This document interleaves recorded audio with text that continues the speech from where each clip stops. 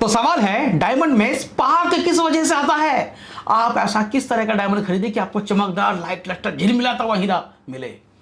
तो स्पार्क शब्द बड़ा छोटा सा है, लेकिन है ये बड़ा गहरा। आपको बहुत डिटेल में समझना पड़ेगा डायमंड के इस थ्योरी को। देखिए, आप सुनते हैं कलर क्लैरिटी कट, मतलब कि क्वालिटी कहते हैं कलर क्लैरिटी कट, लेकिन आप ये भी सुनते हैं प्राइसिंग के लिए आपको 4C की जरूरत पड़ती है, मतलब कि कैरेट वेट की भी जरूरत पड़ती है।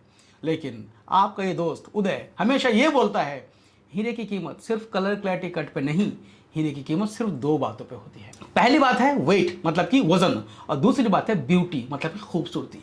तो कलर क्लैरिटी कट अकेला इस खूबसूरती को बयान नहीं कर पाता। इसके लिए कई ऐसे फैक्टर्स होते हैं जो रिपोर्ट में मेंशन्ड नहीं होते, लेकिन फिर भी वो इंपॉर्टेंट होते हैं। ठीक है, तो सवाल तो बड़ा छोटा सा है कि डायमंड्स में स्पार्क कैसे आता है, लेकिन ये स्पार्क शब्द अपने आप में बेशक छोटा सा है, लेकिन है बहुत बड़ी चीज। तो चलिए, इस छोटे से वीडियो में मैं कोशिश करता हूं आपको समझाने की एक अच्छा सा सुंदर सा हीरे में आपको क्या देखना है। डायमंड की अगर आप बात करें, जितने भी तरह के हीरे जमीन के नीचे से निकलते हैं, उसमें से डायमंड्स को दो कैटेगरी में सबको डिवाइड किया जाता है। एक कैटेगरी हो गया फैंसी कलर्स और दूसरा कैटेगरी हो गया नॉर्मल कलर रेंज। तो फैंसी कलर मतलब कि रेड, पिंक, ब्लू, ऑरेंज, इस तरह के कोई भी कलर, और नॉर्मल कलर रेंज में व्हाइट, LB, LC, मतलब कि सफेद जिसको कलरलेस भी कहा जाता है, LC जिसको येलो भी कहा जाता है, ब्राउन जिसको LB भी कहा जाता है। तो व्हाइट, LB, LC। तो अभी मैं कलर की थ्योरी में नहीं जाऊंगा, लेकिन आपको बता दूं कि व्हाइट, LB, LC में से व्हाइट ज्यादा महंगा होगा, और जैसे जैसे आप डेप्थ ऑफ कलर बढ़ता जाता है, डी ग्रेड से लेके आप जेड ग्रेड तक पहुंचते जाते हैं, तो DEF हो गया व्हाइट, लेकिन जैसे ही जी कलर में टच किया उसमें हल्का सा कलर का टोन आता है। वो टोन या तो येलो होगा या तो ब्राउन होगा। फिर आप जी से और नीचे आइए H, उसमें भी दो कलर होंगे, या तो LB या तो LC। जैसे सब जेड पे पहुंचेंगे तो सेम दो कलर्स मिलेंगे, या तो LB या तो LC।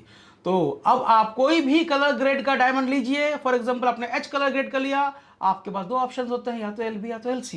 तो LB LC में से LC महंगा होता है, LB थोड़ा सस्ता होता है, क्योंकि LC सुंदर होता है। ठीक है जी, तो एक पॉइंट हो गया ये स्पार्क के लिए LC। हाँ, अगर आप व्हाइट लेंगे तो ज़्यादा स्पार्क करेगा बेशक, क्योंकि कलर भी अपने आप को लाइट को हल्का सा रोकता है।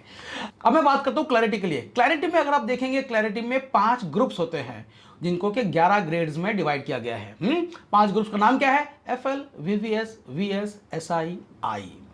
ये 5 ग्रुप्स में से अगर आपको मैं कहूं कि FL मतलब flawless, IF internally flawless, VVS1, VVS2, VS1, VS2, ये 6 ग्रेड्स हैं। इन 6 ग्रेड्स में से आप किसी लेमैन को कोई एक डायमंड पकड़ा दीजिए, वो अलग नहीं कर सकते कौन सा VS2 का है, कौन सा FL का है।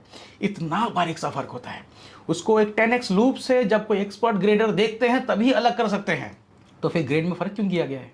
ये ग्रेड बनाए क्यों गए हैं? ये ग्रेड बनाए गए हैं रेयरिटी की वजह से। FL is more rare than IF is rare than VVS1। आप एक VVS1 और VVS2 के पीस को अलग नहीं कर सकते, इतना बारीक फर्क होता है। आप एक VS1 को VVS2 से अलग नहीं कर सकते, आप नहीं कर सकते। एक ग्रेडर को भी टाइम लगता है, कुछ सेकंड का समय लगता है देखने पे, आई लूप से देखने पे, तब जाके वो उसको अलग कर पाएगा। ठीक है, तो ये ग्रेड्स का डिफरेंस क्यों बनाया गया है? ये बनाया गया रेयरिटी की वजह से। तो यहाँ पे VS2 तक रेयरिटी काम करता है, फिर VS2 से नीचे आए हल्का सा ब्यूटी में असर पड़ना शुरू होता है, और जैसे जब I2 तक जाते हैं फिर ड्यूरेबिलिटी का कंसर्न आ जाता है। तो इसलिए क्लैरिटी ग्रेडिंग को 3 बातों को ध्यान में रखते हुए बनाया गया है: रेयरिटी, ब्यूटी, ड्यूरेबिलिटी। आप समझ रहे हैं? तो स्पार्क किस में आएगा? आप FL से लेके SI1, SI2 तक कुछ भी ले लीजिए, कोई खास फर्क समझ में नहीं आएगा आपको इंक्लूजन्स का, लाइट लस्टर का फेसअप से देखने पे।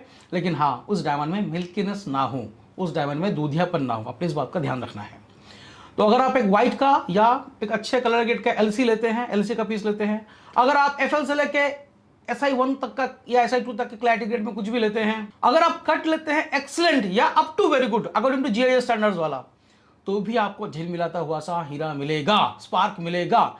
लेकिन हाँ, आप मान लीजिए कट की इंपॉर्टेंस को समझते हैं, आप चाहते हैं एक्सीलेंट कट का आप डायमंड ले, लेकिन जब उसमें I2, I3 जैसे इंक्लूजन्स होते हैं, ज़्यादा भरे हुए से होते हैं, वो कट अपना जलवा नहीं दिखा पाता।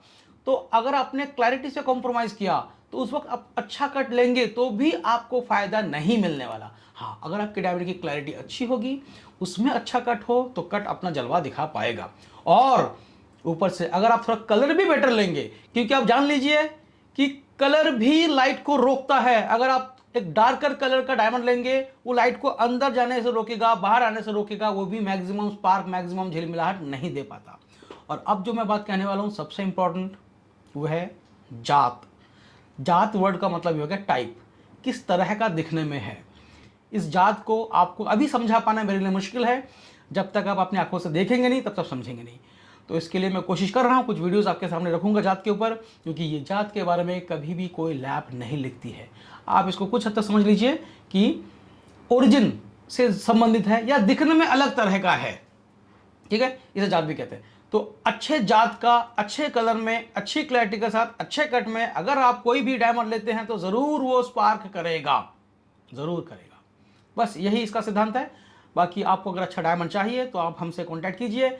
मैं आपको ये वादा करता हूं कि सबसे रीजनेबल प्राइस में सबसे बेस्ट डायमंड आपके बजट के अंदर आपको दिलाने की जिम्मेदारी मेरी है। इस वीडियो में मेरे साथ जुड़े रहने के लिए आपका धन्यवाद। मिलते हैं अगले वीडियो में।